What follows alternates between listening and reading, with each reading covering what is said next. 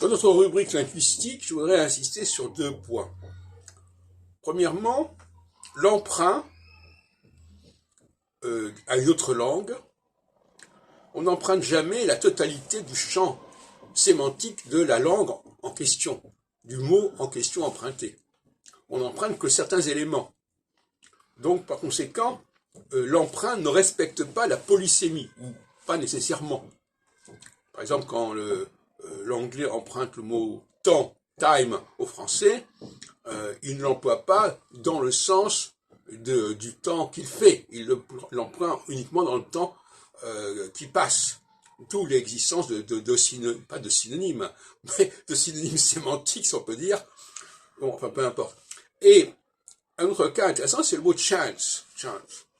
En français, le mot chance peut vouloir dire ce qu'il dit en anglais, c'est-à-dire une opportunité, mais c'est aussi un mot qui en anglais se dit luck, comme dans Lucky Luke.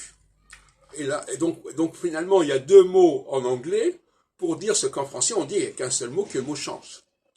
De même qu'il y a 2 mots en anglais pour désigner le temps, puisqu'en français on a le même mot pour dire temps qui fait et temps qui passe, etc., etc. Donc, on voit que l'emprunt va enrichir, soi-disant, la langue emprunteuse en augmentant le nombre de mots dont elle dispose, mais elle va l'affaiblir au niveau de son ergonomie, au niveau de sa fonctionnalité, au niveau de son accessibilité. Parce que dès qu'il y a des synonymes, il y a quelque chose qui va se détraquer quelque part. Hein? J'ai un objet donné, et on me dit qu'il a plusieurs façons d'être désigné. Moi, je m'intéresse beaucoup à l'enfance. Je dis, pauvres enfants anglophones qui ne peuvent pas circuler dans la langue par le visuel, c'est-à-dire en regardant que des mots qui se ressemblent. Si les mots se ressemblent au niveau du son, au niveau de l'écriture, eh ben, ça veut dire qu'ils ont à peu près le même sens.